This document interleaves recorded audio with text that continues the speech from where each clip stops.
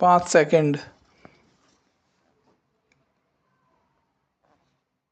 अध्यक्ष महोदय, सरकार चाहती है कि अन्न के मामले में देश आत्मनिर्भर बने, तो मेरा सुझाव है कि जिन जगहों पर काफ़ी संख्या में ट्रैक्टर से काम लिया जा रहा है, आपको कोई कारखाना खोलना चाहिए और सस्ती कीमत पर उनकी मरम्मत की व्यवस्था करनी चाहिए।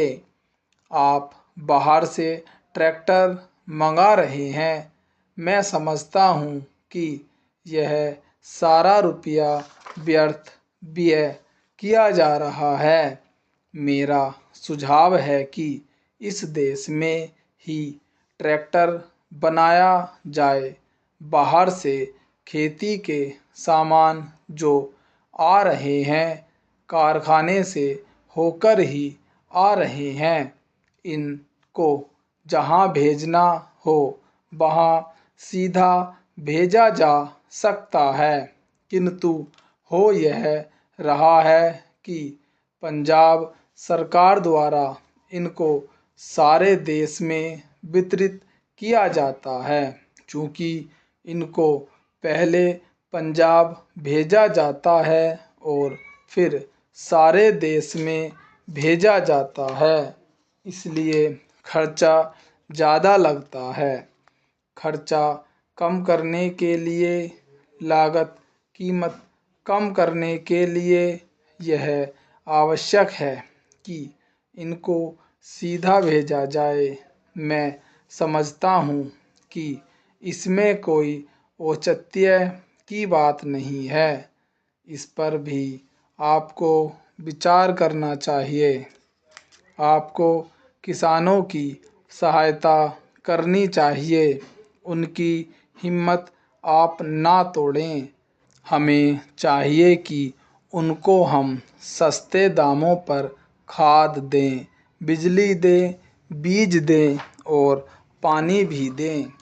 लेकिन ऐसा ना करके हम देख रहे हैं कि हर चीज़ के दाम बढ़ाए जा रहे हैं।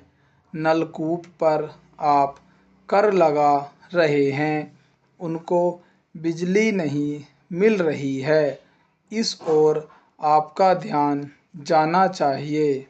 वास्तव में आप कृषि की उन्नति चाहते हैं तो सिंचाई और बिजली का काफ़ी इंतज़ाम होना चाहिए। जब तक सिंचाई और बिजली का इंतज़ाम नहीं होगा, तब तक खेती की उन्नति नहीं हो सकती। अब तक सिंचाई और बिजली जो एक मंत्री के हाथ में है, लेकिन कृषि दूसरे मंत्री के हाथ में है। ऐसा नहीं होना चाहिए।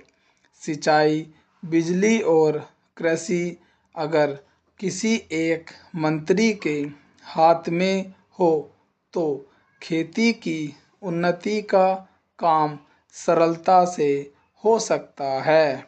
मेरा निवेदन है कि इस ओर भी आपका ध्यान जाना चाहिए। समाजवादी समाज की रचना की बात बहुत कही जा रही है। गरीबी को दूर करके हम सबको बराबर लाना चाहते हैं, लेकिन देश में गरीबी आज भी बढ़ती जा रही है। मैं यह नहीं कहना चाहता हूँ कि हमारे देश में सरकार ने कुछ नहीं किया है।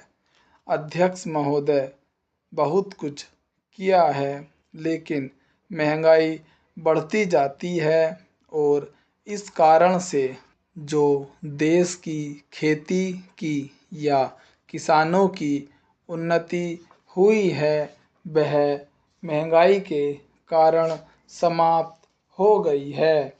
तो ऐसी स्थिति में अगर हम किसान को अन्न की उसके पैदावार की कीमत अधिक नहीं देंगे तो हमारे देश का कल्याण नहीं हो सकता है। मैं कोई यह नई बात नहीं कह रहा हूँ। पहले अमेरिका में यही किया गया जब वहाँ पर खाद्य समस्या के कारण लोग परेशान थे। हमारे यहाँ भी उसी से कल्याण होगा। हम देख रहे हैं कि सरकार के प्रयत्नों के परिणाम भी अच्छे निकलने लगे हैं, लेकिन दुख इस बात का है कि इस वर्ष सर्दी के मौसम में वर्षा नहीं हुई। फलस्वरूप इस वर्ष जो पैदावार है वह उतनी नहीं है। इसका कारण वर्षा का ना होना है। कुछ लोग कहते हैं कि इस वर्ष भी जो पैदावार है पिछले वर्ष की पैदावार के बराबर हो जाएगी, लेकिन अगर वर्षा हो जाती है तो निश्चय ही हमारी स्थिति बहुत अच्छी हो जाती है। मैं देखता हूँ कि इस वर्ष गल्ले की कोई कमी नहीं है, इसलिए मैं समझता हूँ कि गल्ले को एक जगह से दूसरी जगह ले जाने में जो रोक लगाई गई है उसको हटा लेना चाहिए।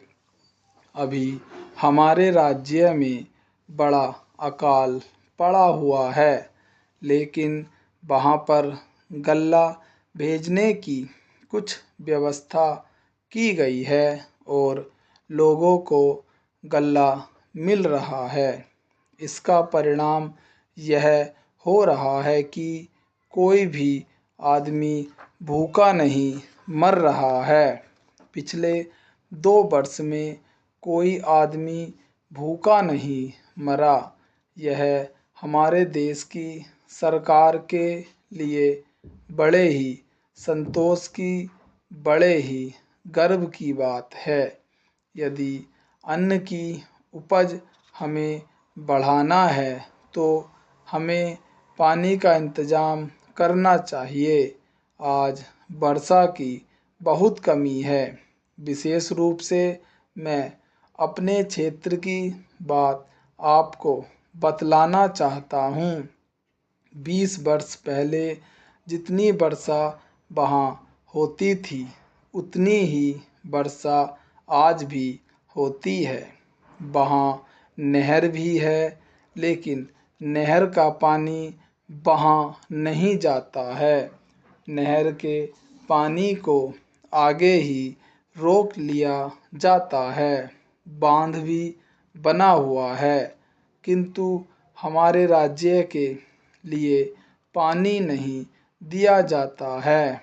इसका परिणाम यह होता है कि पानी ना मिलने के कारण लोगों को काफ़ी परेशानी का सामना करना पड़ता है। कुछ लोग ने नलकूप भी लगा लिए हैं, जिससे लाभ हुआ है। स्टॉप।